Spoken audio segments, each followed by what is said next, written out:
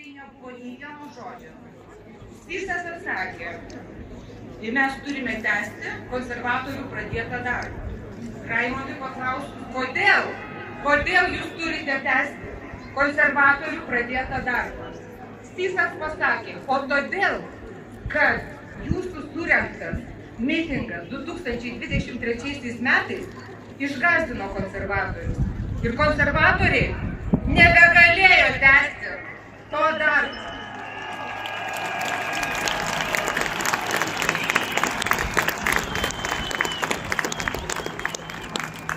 Aš tada supratau, kad Sysas labai gerai supranta, dėl ko yra kviečiamas mitingas. Jis labai gerai supranta, nes susirinkę žmonės yra galia. Yra galia, kuri valdžiai parodo, kad jie nesutinka su jų veiksmais, jie nesutinka su jų pasiūlymais. Na ir dabar, eidama į pabaigą, noriu pasidžiaugti kiekvienu iš mūsų, kuris nepabijojęs atsikelti nuo sofos, atvažiavo į šią aikštę. Ši aikštė seniai matė šitokią masę žmonių.